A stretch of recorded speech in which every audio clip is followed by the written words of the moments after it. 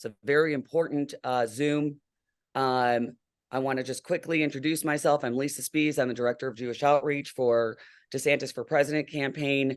Just going to quickly explain what we're going to do. I'm going to hand the call off to Tevi Troy. Tevi is going to do some Q&A with the governor so we can hear from the governor. Just an interesting side note, less than a year ago, I was actually in Israel with Florida Lieutenant Governor Jeanette Nunez at Tevi's brother's home, Gil Troy, who writes for the Jerusalem Post. We actually had Shabbat dinner there. So just like many of you on this call, Tevi has family over there. A lot of you know Tevi from serving in the Bush administration. He was deputy secretary at HHS and now is an author of many great books. Let me hand it over, Tevi Troy. Thank you. Thank you, Lisa, and thanks to everyone for joining this call. Like many of you, I've been devastated by the horrors of what's going on in Israel this week. And like many of you, I have family members. Just want to recount briefly one quick story that was in the Washington Post. My first cousin, Adele Raymer, lives on Kibbutz Neriim, which is right on the border of Gaza. And she had to hide for 7 hours while the terrorists were swarming around. She was eventually rescued, thank God. Terrorists got into the home where her two granddaughters were. They were in a safe room. And her son-in-law, the father of the two granddaughters, killed the terrorists. Thank God he did. But there were many families that were not that lucky. Even so, it's a traumatic experience. My cousin Adele, American-born, American citizen. Her father served this great country, the United States of America, in the Navy during World War II. Was lightweight boxing champion of the Navy, in fact. But she is an American citizen. She's gone through this horrible trauma. This is really just a terrible situation. And it doesn't happen in a vacuum. A lot of this happened because of geostrategic mistakes that America and the West are making. And we need a different direction. We need someone like Governor Ron DeSantis. Governor Ron DeSantis is a veteran. He's the only veteran in this presidential race. He served with the SEALs in Iraq. He served this great country. He saw the face of evil close up. He was a pro-Israel congressman. He was the most pro-Israel governor in the country. He's taken steps to fight anti-Semitism. He has a bold strategic vision for what to do for this country and for the West so that we are in better standing going forward. We can't afford to continue to have the strategic missteps and failures and defeats that we've had in the last few years. So with that, I would like to bring onto this call Governor Ron DeSantis, and he'll take some questions from me.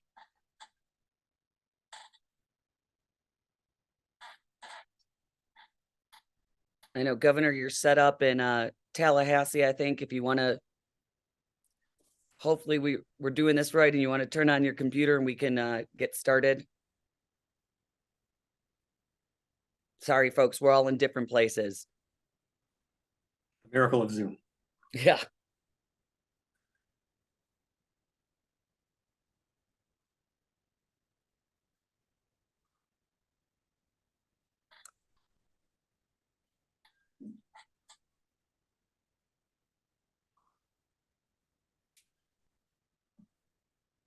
Thanks, everyone, for your patience. I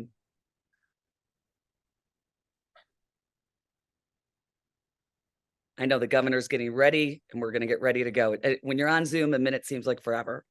Right.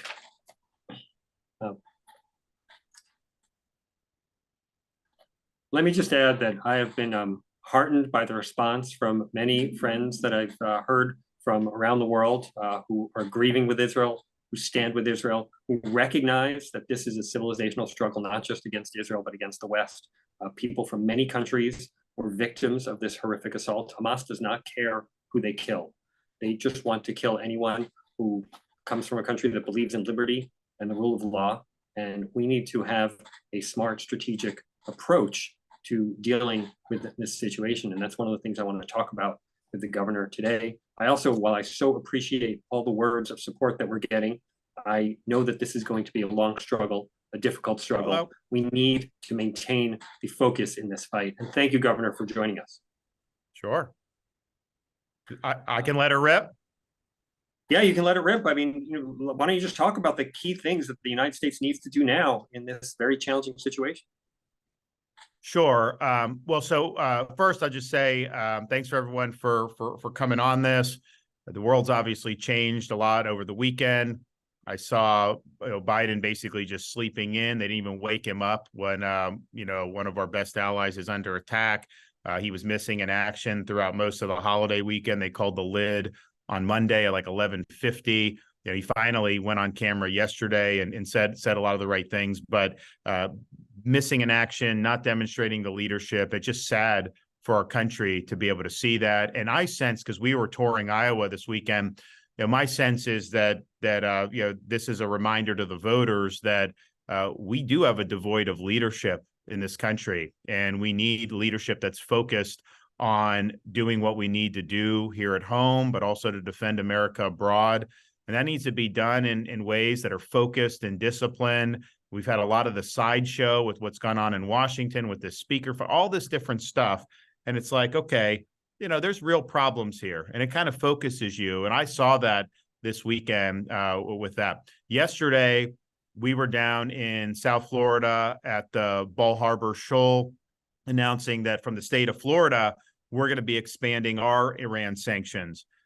My view is any economic activity with that country, anything the regime gets its hands on, they are not going to be making life better for their people. They're going to be sending it to advance their ideological objectives, to fund terrorism, to fund these proxy attacks. And I think that's what they did here. We're also calling on Biden to take back that $6 billion. The media tried to say, oh, that $6 billion wasn't what was used to this. Money's fungible. If they know they've got $6 billion there, they can plan to move other money elsewhere. So we know it's harmful, and we know it's not something that should be done. So we should keep the pressure on Biden to do what's right there. And the whole thing with the hostages was a disaster anyways, but then to fuel more resources to the regime was a big mistake. It is important because I was just on CNN, and the host is like reading all this like praise for Biden's statement from Michael Oren. He's a great guy. A lot of you probably know him. And it's fine. But the question is, okay, are we going to be united in support of Israel next week, next month? Because you see the voices on the left, they are going to start to say, wait a minute, this is Israel's fault. And you have people saying, wow, babies weren't killed. I haven't seen video of that. Where are you talking? They're trying to sow doubt as to whether these atrocities were even committed at all, or just turning a blind eye to it. So I just think it's important that we expect from all of our leaders to be supportive of Israel being able to do what it needs to do to ultimately end the problem. And if you look back, they circulated a clip of me on, and maybe our guys can email it to you guys, a clip of me from Congress from like almost 10 years ago, basically laying out what Israel should do with Hamas, how we need to stop trying to tell them to be proportionate, that you just need to uproot and eradicate the infrastructure and everything, because otherwise you're going to keep having this. But what the cycle that was happening there, Israel would respond, then there'd be condemnation, and that caused them to not go all in to do what they needed to do. So this time it needs to be put to bed. And so we should be supporting all the efforts to do that. And yes, whatever support we give in terms of ammunition, all that, great. We should do it. I think Israel's, I think they have more than enough troops to be able to do this. I think it's just a question of will to see it through. Seems like they have that now, understandably so, given the atrocities committed. But there is going to be a lot of attempts to water this down. I mean, Blinken the weekend had to take down a tweet where he's urging a ceasefire, saying Turkey, we urge Turkey to get in and ask for a ceasefire. United Nations Human Rights Council, what a farce. They were saying like, oh, people, we're thinking of the people killed in Palestine and elsewhere. They wouldn't even use the word Israel. So if they're already saying that now, you can bet what's going to happen in another week, 2, 3. It's going to be important for people that understand this to speak the truth, though, about the underlying issue. I mean, the fact of the matter is, Palestinian Arabs could have had a state in the late 1940s. They rejected the state, and they decided to go to war with Israel when Israel declared its independence. Of course, Israel won that. 1967, they were going to invade, and Israel preempted that. That's what led to, the Gaza and everything like that. And then 1973, there was a sneak attack, and Israel won. And then all these intifadas and everything. There have been offers for ridiculous concessions, and Palestinian Arabs have always rejected it. And the reason is because their goal is not to just have two states living in perpetuity. It's to eradicate the Jewish state. They don't want Israel to exist. That's what motivates them. And yes, is everybody in Gaza, would everyone in Gaza be willing to cut off a baby's head who's not with Hamas? I'm not making that claim that they would be, but I do think that if you polled Gaza, probably 99% would say Israel doesn't have a right to exist. And that's a result of a lot of toxicity that's been in the schools there. When I was in Congress, we were trying to defund a lot of the stuff the UN was doing because they basically been taught to hate Jews, to hate Israel for many, many decades. And so some of this is just the fruits. But the reality is Israel has a right, of course, to exist. They have not occupied Gaza. I mean, they pulled out of Gaza 10, 15 years ago. This is not a question of occupation. Gaza could have done things to try to make it good for their people. Instead, they elected Hamas, and they've aligned with Hamas. So that's just the reality that we're dealing with. Those folks in Gaza have chosen this direction. And, we can't let the media try to obscure any of that going forward. I do think that the Biden should reverse his Iran policies. We need a policy that is designed to deny Iran the sustenance they need to foment terrorism around the world. And that's talking about things like oil revenue. And of course, not only is Iran funding Hezbollah and Hamas, they're also funding Russia with the UAVs and all the stuff they're involved with there. Biden, with his policies of being weak on Iran and bad on our own energy, he's really funding both sides of that conflict as well.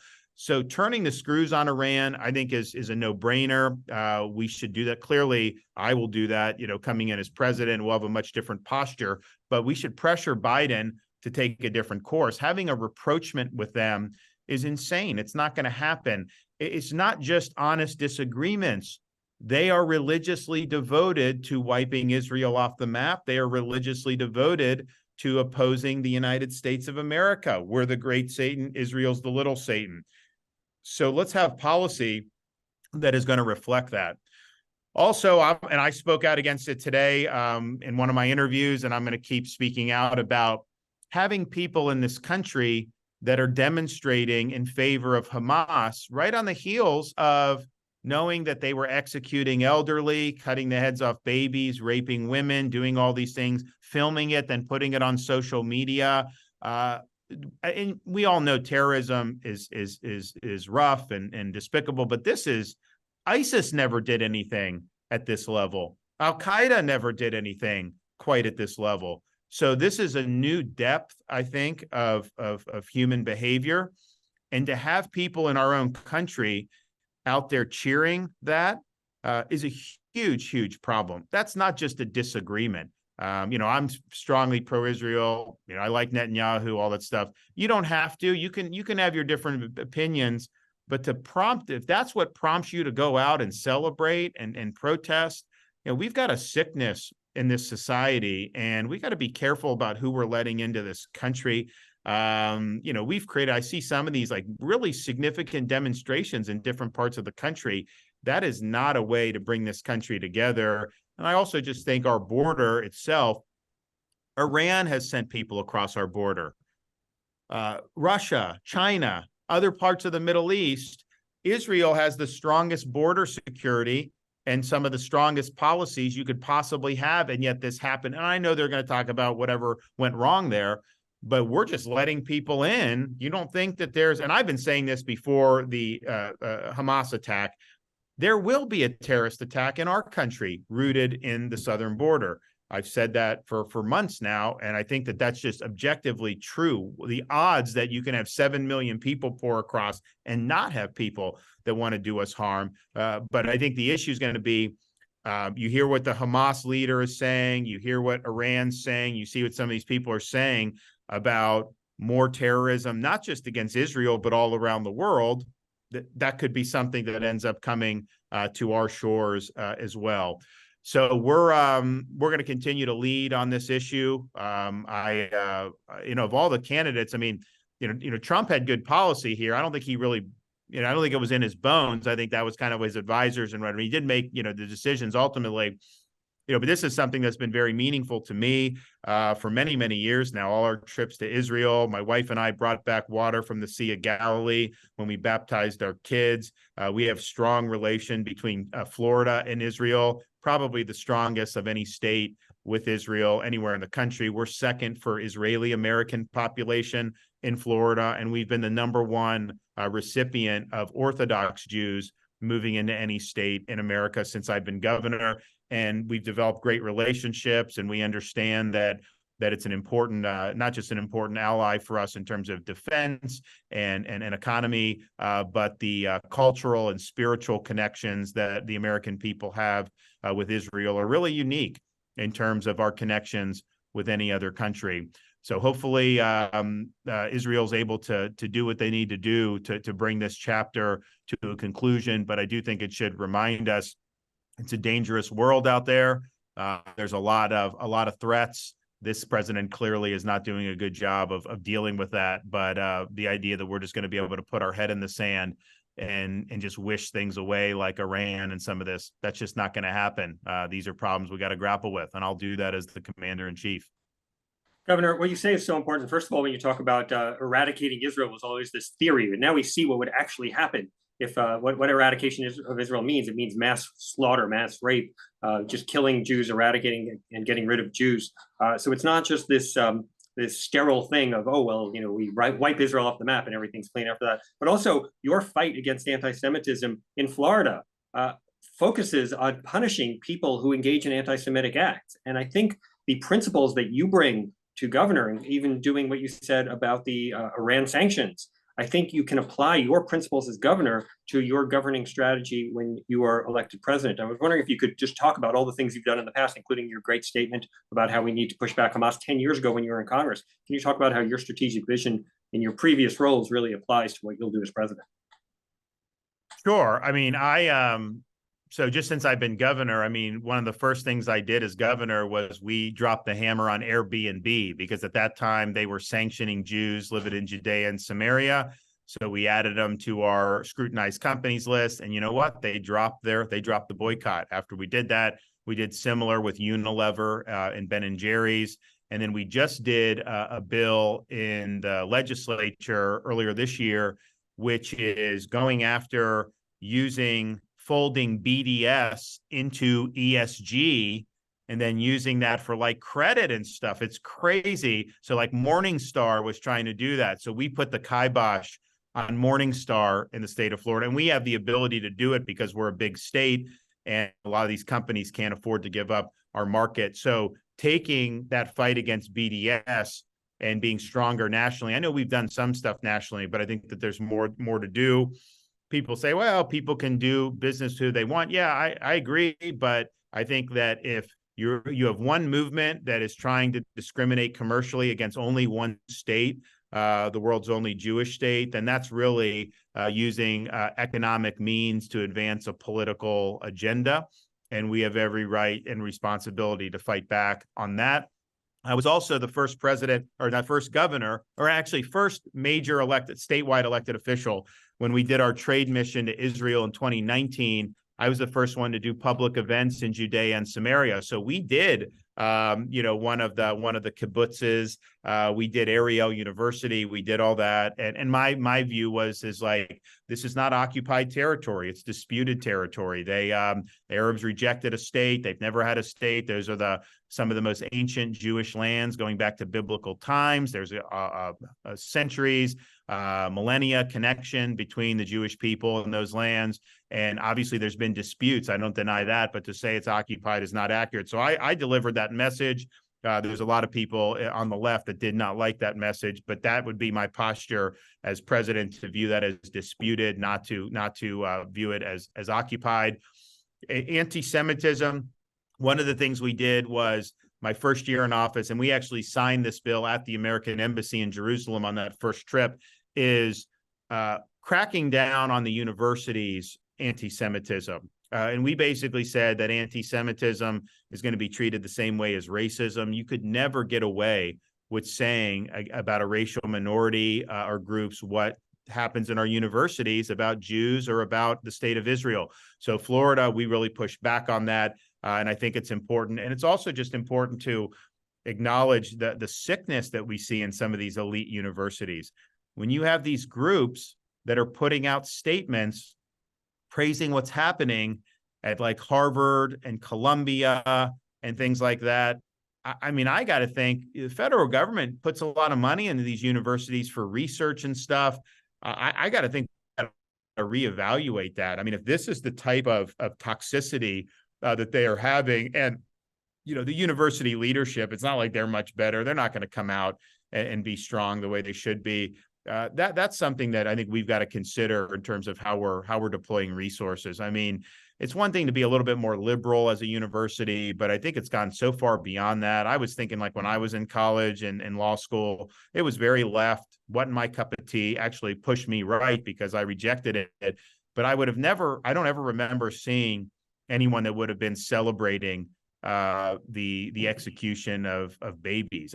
Or elderly. I don't think that. So it's gotten very, very bad. And that's just something as president, I think there's a need to take some of that research money we do our universities anyways and put it into Defense Department research there. We have artificial intelligence with weapons. So we got a lot of stuff we need to do to compete with China. And so I think that would probably be better spent there anyways. But this type of behavior, you got to be like, man. So I'm going to look at different ways to fight back with the universities, these endowments. There's a lot of things, but this is just beyond just being a little bit more liberal. And we've seen it in other issues too. But I think what the response to these attacks really, really were gross and put that into sharper focus. And of course, as president, we'll be able to have a very strong relationship with Israel, regardless of the government. I personally know BB. I think he's a great, but I mean, we deal with whoever. And as governor, I've dealt with all through their little, the crises they were having. We dealt with everybody and we'll get along with everybody. We understand the relationship's very, very important. And the good thing about Israel is I can be in an area of the country where there's no Jews at all. But if you say Israel in front of a Republican audience, they cheer. And that's true. I probably get more cheers in the Panhandle than I do even in Boca Raton for a lot of our pro-Israel stuff. So you do see that the support is broad and it is bipartisan as much as the left has some of these radical Congress people. You do have rank and file Republicans and Democrats that are very supportive, and we've got to keep that going. Governor, you have seen the face of evil close up when you were deployed with the SEALs. Can you talk about what your experiences are in the military, inform your thinking on the terror war we're facing now? Well, definitely the level of ruthlessness. I mean, they would behead people, they would blow up people, innocent people, and it was definitely barbaric. I never saw or even saw reports of anything at the level of depravity that we've witnessed this weekend. This is a new low. And really, it shocks your conscience that the human condition could actually do things like that. So we've known that these are guys that a lot of them have a death wish. They know they're going to die, so they're willing to do a lot of this stuff. But to the extent that they're going now, it's worse than anything I ever saw. I think it's worse than anything we've ever seen in the United States. And I don't know that there's ever been terrorism around the world and in modern times that would equate to what we just witnessed. Thank you for that. I just wanted to think that it's important to recognize that it's not just Israelis, Americans and Brits and Canadians and Italians and Mexicans and Nepalis and Paraguayans and Austrians. We're all victims of this horrific attack. Hamas doesn't care who they kill. Can you talk a little bit about the hostage situation, and maybe we can get some kind of international coalition to work together to try and rescue these hostages and also eradicate Hamas, which needs to happen? Well, it's a great point. Yes, they're anti-Semitic, but they're basically, their view is if you don't submit to their religion, then you're an infidel. So that's not limited to just Jews. It's not limited to just Israelis. It's anybody that would not. I mean, there were reports I saw write up about executing these Thai people. They weren't Jewish, but it just didn't matter.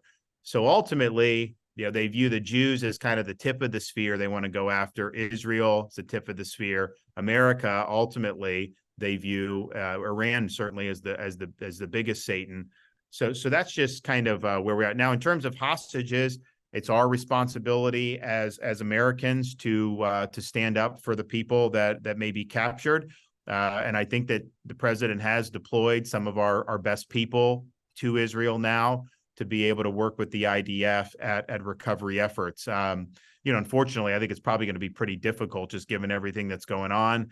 But you absolutely need to do that. And we should be very, very strong in doing that. And really, between us and the IDF, that's probably the best in the business on those issues that we could possibly muster.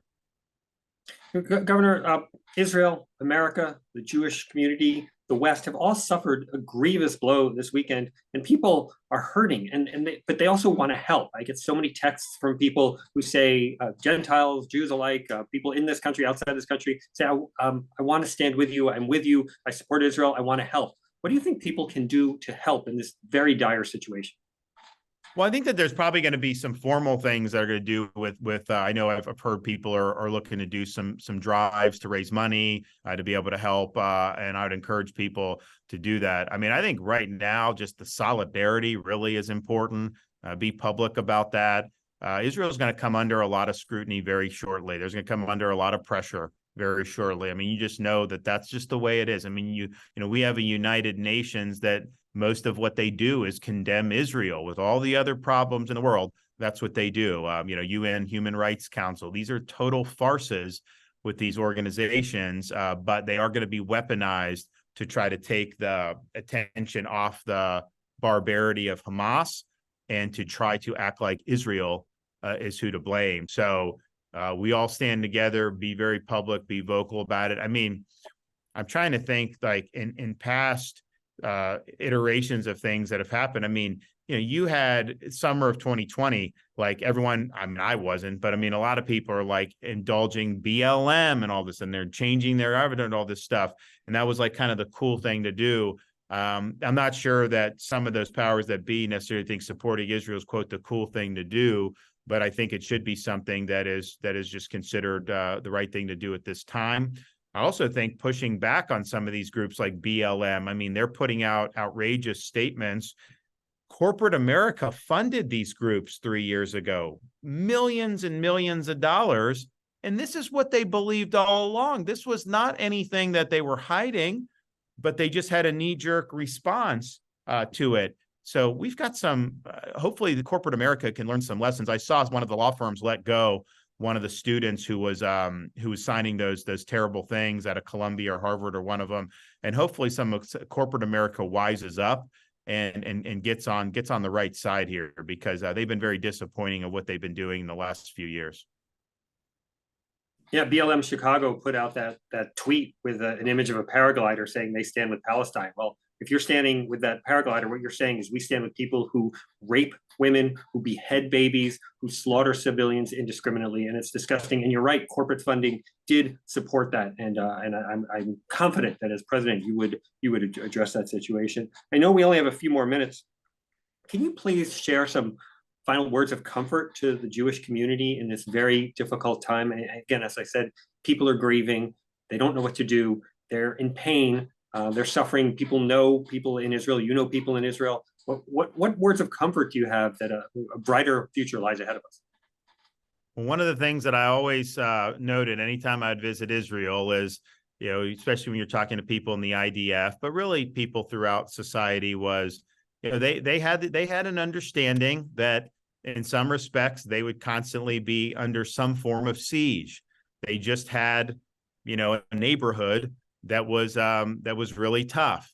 And I think it was just a peace and understanding that, we've lost the homeland before, we're not going to do it again. And we're going to do what we need to do to make sure that we protect Israel, protect its people, and ensure it can survive as a Jewish state. Now, facing an intifada, facing rocket attacks from Hezbollah, some of the things that they've done through the years have been trying. This is a level of darkness that has not been seen before.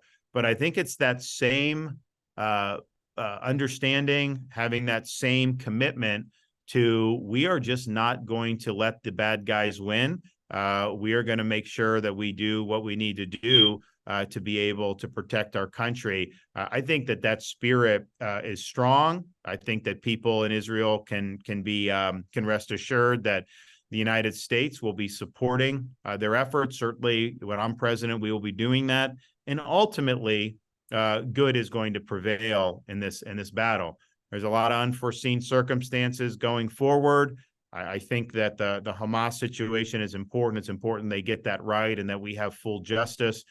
But I think that we were on the track to maybe have a more stable Middle East if the Saudis and the Israelis had the peace agreement. And then, I mean, it was like potentially, some good stuff. So that's not likely going to be the road, at least for the foreseeable future. So there are some unforeseen things that could happen. We don't know what Iran is going to do. We don't know what Hezbollah is going to do. We don't know a lot of the things that may happen. But this is something that we're all going to get through. And we got a lot of support here in the United States. Anybody over there, moral support, support in terms of munitions, all that. That's all there, and we'll get through it. We always do, but it is raw. I tell you, in South Florida, we were down there doing our thing on the Iran sanctions, and everyone down there either knew somebody, friends with somebody, relative who was missing, died, was escaped,